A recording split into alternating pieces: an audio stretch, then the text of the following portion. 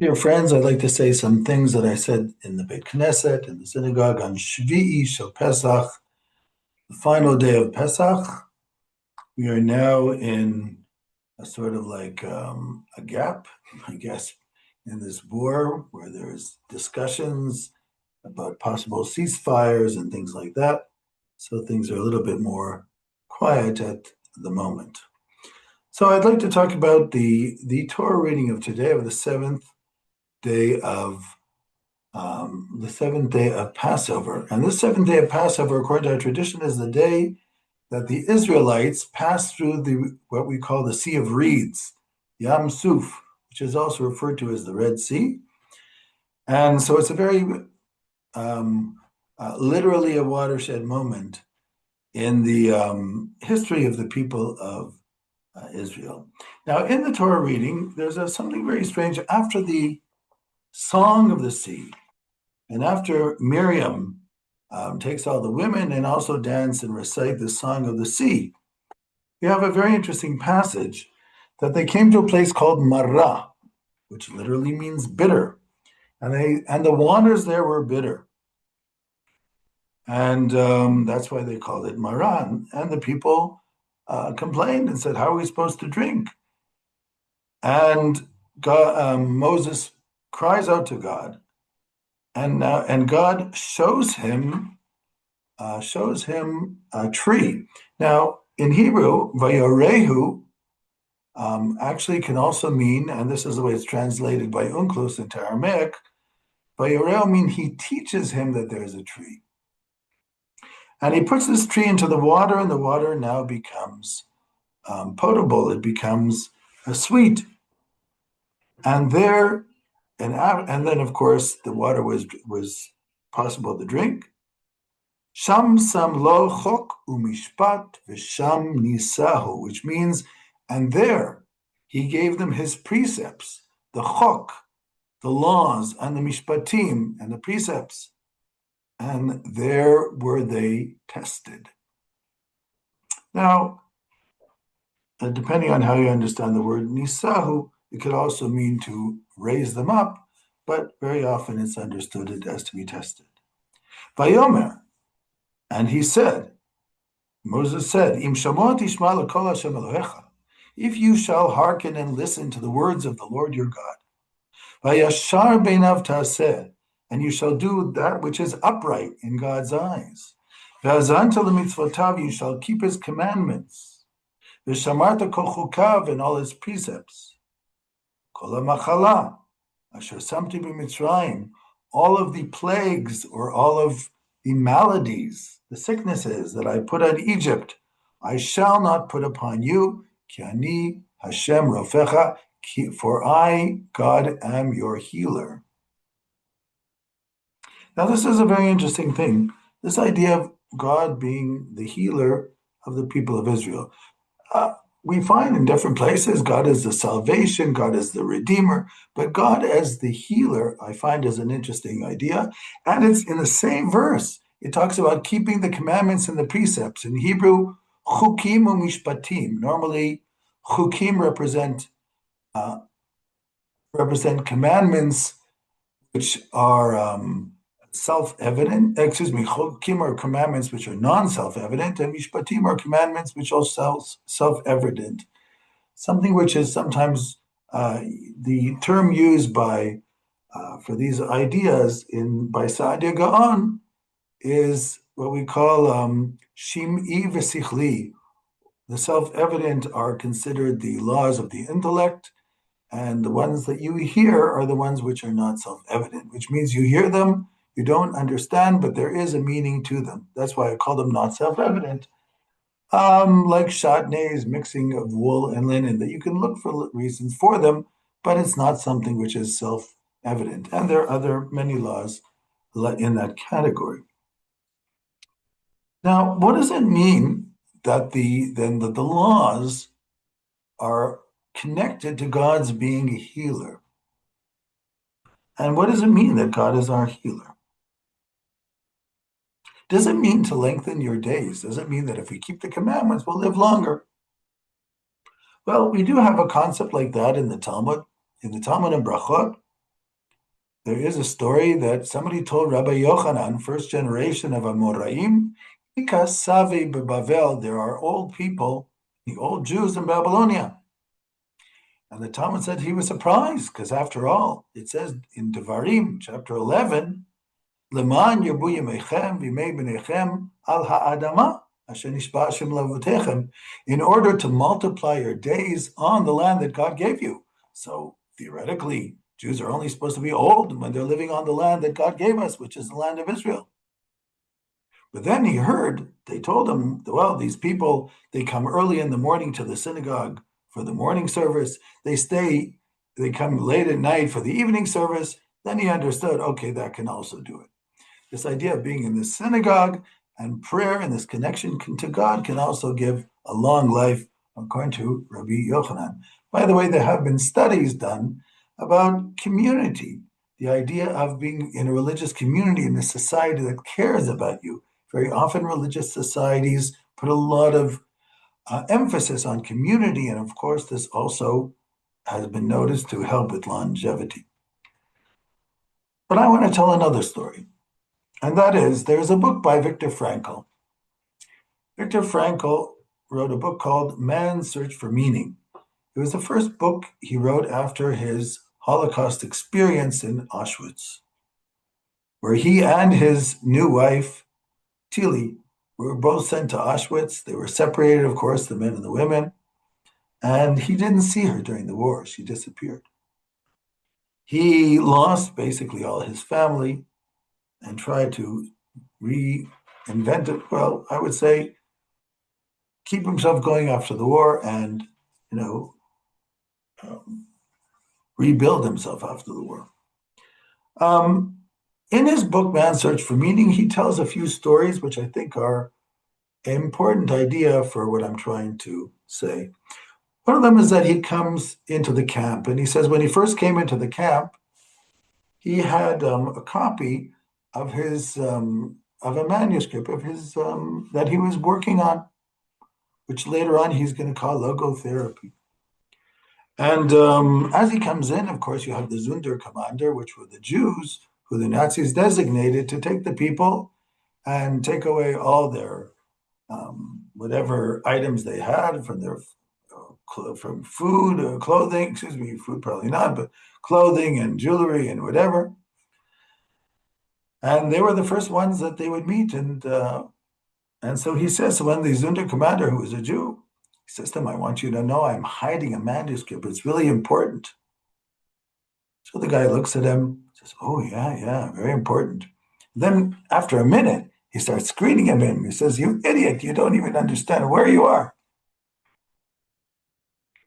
And then Frankl talks about the three episodes or the three periods that a person goes through coming into the camps. And the first one is the ability to completely forget their life beforehand, because you can't think about your life before.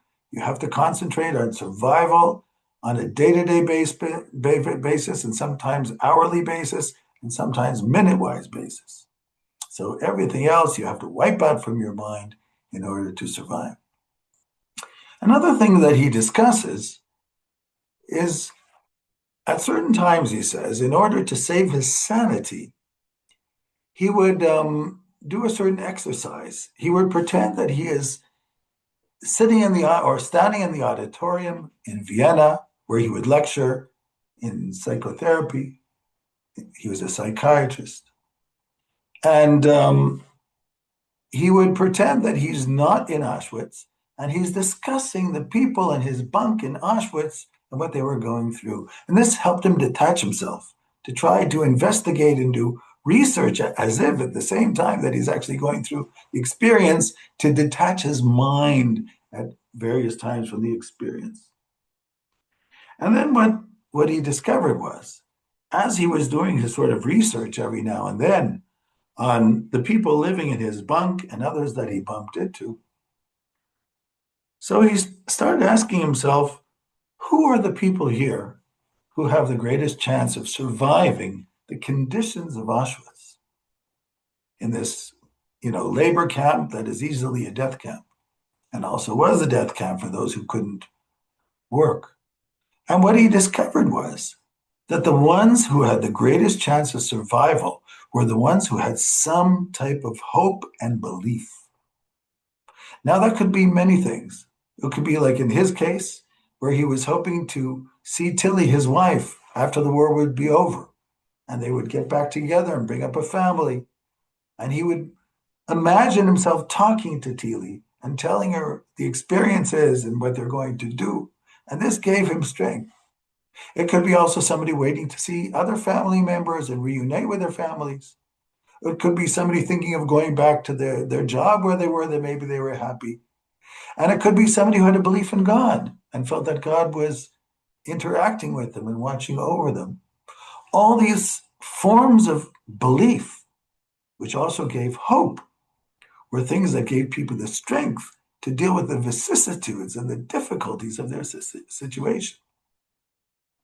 And then to prove this, he adds a story, and he tells a story about a certain gentleman. It was 1945 already. And the fellow says to him, I had a dream. And the guy had a big smile. He says, really, what was your dream? He says, I dreamt the war was over. He says, yeah, okay, that's a great dream. He says, and I was told when. He says, wow. He says, you want to know? He says, sure. The man walks over to him, whispers to him, the 31st of March. Now, it was February at the time. And his friend was like elated. The 31st of March, that was my dream. It'll be over. And he was really happy and he was upbeat. And February came and went, but his friend was still sure that something would happen because, after all, that was his dream, and he felt that that dream was very strong.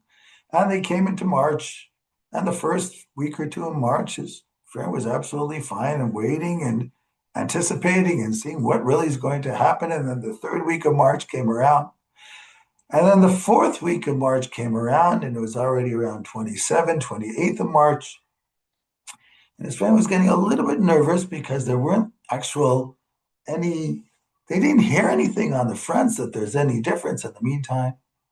And then the 30th of March showed up, and he could see that his friend was disillusioned and he was in despair. And on the 31st of March, his friend got typhoid and died. Well, I guess for him, the war was over on the 31st of March. But it also shows when you have hope, when you have faith that you're going to get out of something, it gives you that strength. And when you lose it, you lose even your immunity to the typhoid that was fighting it while you were there in the bunk. This is a very important thing.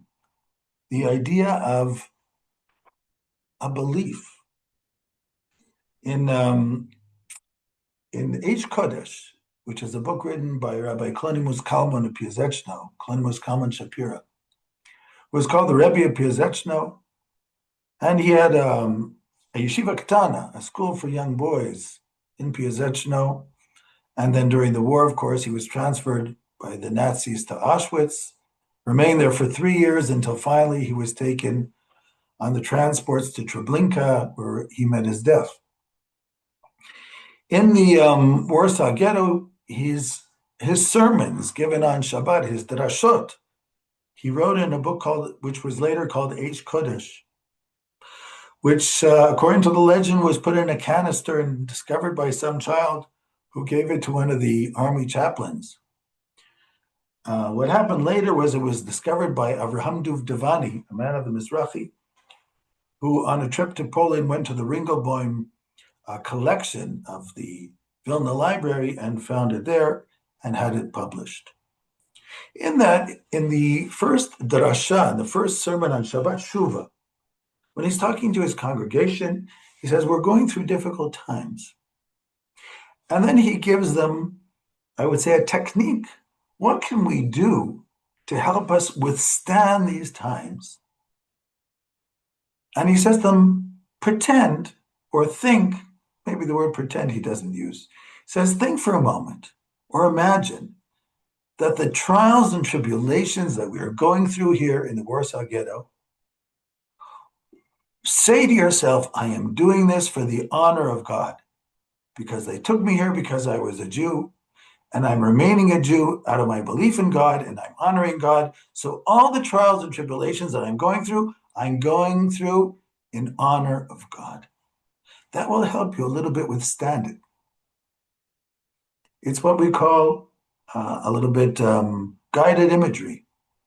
But it is true because they were arresting us because we were Jewish because of our beliefs. And when you withstand it, you are withstanding it because your honor of God and His Torah. And that gives a certain amount of strength to bear these things. I'll give you another example. In the Israeli army, when they have boot camp, so one of the things they do, especially for foot soldiers and tank corps, they do what's called Masa Alunka, which means they have to practice how to carry a wounded soldier for many kilometers. Masa Alunka. And they go through this, and it could be a 20-kilometer run. And in the middle, of course, the soldiers take turns holding the stretcher, one in the back, one in the front. If it's very heavy, it could be two in the back, two in the front, normally one and one, but they keep switching each other. Now, let's say there's a fellow, and this is very important for camaraderie to keep things going, because in the real case, you can't wait. You have to rush this person, as quickly as possible to the closest medic and then have him transported by helicopter to a hospital. So in the middle of a Masa Alunka, this fellow gets like not a splinter, but let's say a thorn into his boot. And the thorn hurts. But he doesn't have the time to think about it because it's exactly his turn to take over the back of the stretcher.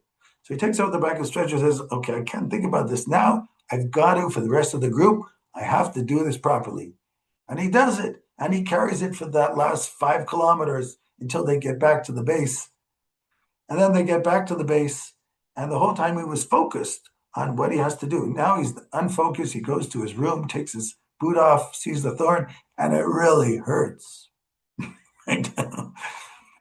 We have the power of doing that when we are focused, when we have direction, and when we know that something's going to be over at a certain point. It's easier to deal with the difficulties than when you don't have direction and you don't have focus. Now, what does this all mean?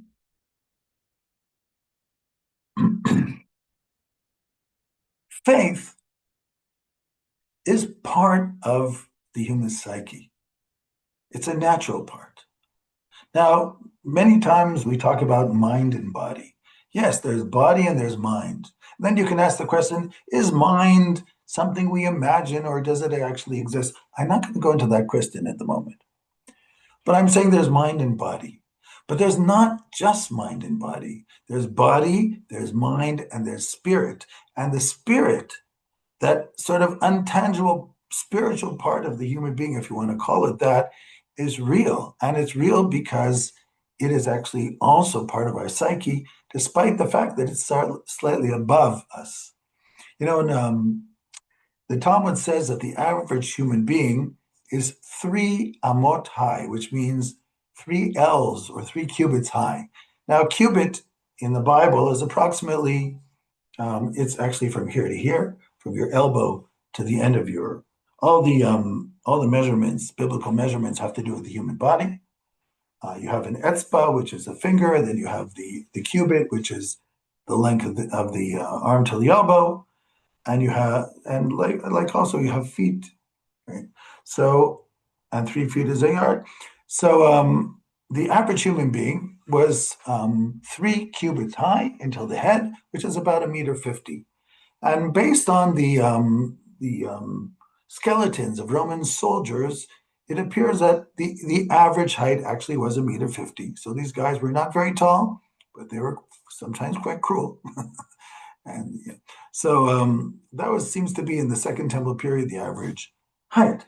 Now the Talmud says that on Shabbat, you are allowed to carry in a public area up to 4 cubits. Why 4? Because if a human being is lying down on the ground and you stretch your arm out, you have an extra cubit. over your head, because this is the elbow. So in your 4 cubits, and that became a sort of like concept, the 4 cubits, meaning your area, that's where you can carry in a public area. Now, Hasidic writings, they explain what's the 4 cubits. Well, the 3 cubits represent three functions of the human being, which is our thought, our emotions, the head, the heart, and our actions. That's called the 3 cubits because you walk with your feet. So then thought and emotions and actions. That's called the 3 cubits because a human being has thought, emotions, and actions. But if you want, it's also thoughts, which are the most inner, emotions, which are also shown on the outside to others, and actions, which are shown to all. And then, but when we raise our hands, that represents emunah, that represents faith. And faith is an important part of the human psyche. Why is the hands raised faith? Well, if you remember the biblical story in the book of Exodus, when Moses tells Joshua, take the Israelite army and fight Amalek. And he fights Amalek. But when Moses' hands were raised, the Israelites were succeeding. When his hands were down, the Amalekites were succeeding. And then Joshua and Hur, excuse me, not Joshua, but Aaron and Hur raised Moses' hands, and his hands were faithful until morning. So raising the hands is like an act of faith. And we know that in the Second Temple period, people prayed with their hands raised in the temple, something we don't do today anymore. So the idea of the hands over the head represents faith, because where intellect stops, that's where faith begins. Now, this is an important idea, and it's also, without going into this too far, the question is, what is the relationship between faith and reason? Which is a very important point, because faith needs reason and reason needs faith, and they're actually partners, which I will talk about maybe in another talk after this one. What we call in Hebrew emet ve'emunah, truth and belief. They have to go together because it's easy to lie to yourself. It's easy to have a belief which is superstition. Kipeti yamin l'chol davar, as it says in Proverbs, that the ignoramus will believe in anything. So it's important the discussion, but I don't want to go. I just want to talk about faith now. Faith is something that we have not taken. I mean, when I say something which I mean in the scientific community and Western thought has not been discussed seriously enough. After the French Revolution, you had the what I would call the time of reason, where human reason became the measure of all. And especially you have this in France after the revolution with the Lumière, the intellectual atmosphere that existed at that time. And of course, this intellectual atmosphere also helped the generation and the progress of technology, of science to a great extent. And you might say that the 19th and 20th and early 20th century were really the big boom in technology and science. And so we cannot underestimate or undervalue the importance of human reason in life. But sometimes when you put too much of an emphasis on human reason, you forget there are other elements of the human being too, which is called faith. And faith is something we need to survive, because when we don't have faith, we get lost. And we find ourselves in a universe where we are alone and we have other lonely people with us, and then we can hit despair. And when you have despair, you don't know exactly what you're supposed to do.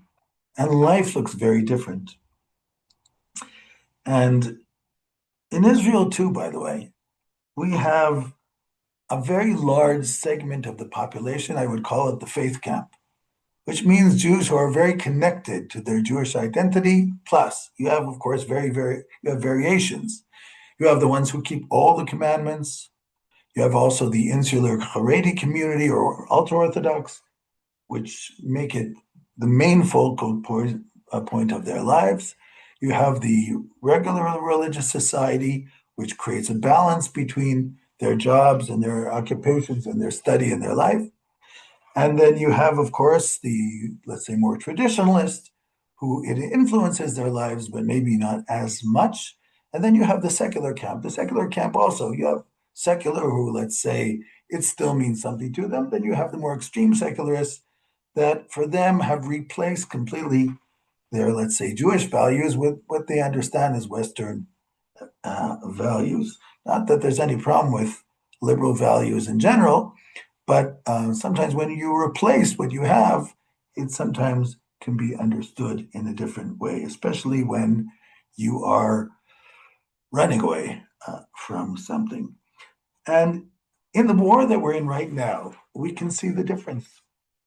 You can see the difference between the media, even, of what I call the traditionalist camp and, let's say, for argument's sake, the secular camp.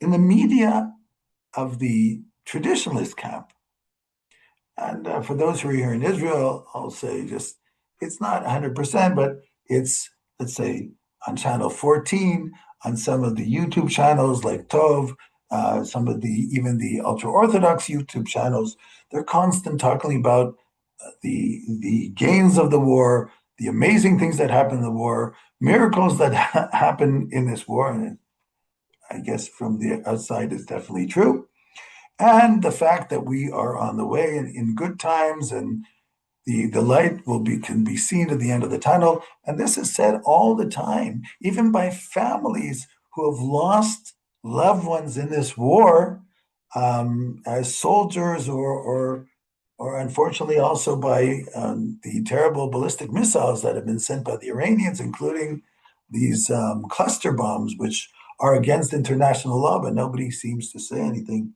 about that in the UN or anything. And but in this camp, in the faith camp, people are talking about how this could be, the beginning of a redemption, of overcoming finally the evil. This is evil incarnate, which unfortunately the Iranian regime is. For anybody who pays attention, any Iranian citizen could tell you that. I don't have to be the one to say so, and you hear them saying it all the time on the internet for those who are willing to listen. And because the ones in Iran don't have internet, they're in the black, so they can't even tell it. They has to be their relatives living abroad doing so. So in the faith camp, they're always talking about all the positive things. Then you switch the channel, and I want to mention exactly certain channels which are more secular in their view. I don't know. They'll say, is this an unending war? Who knows where it's going? Was this a good idea? And what will happen? And if we can't finish it and things are bleak, and some people are leaving because of that, and you feel like they're there and they're describing a terrible things that's happening, and you say, could it be that the people in the media from these different stations are living in the same country? How could they have opposite points of view? But that's exactly it.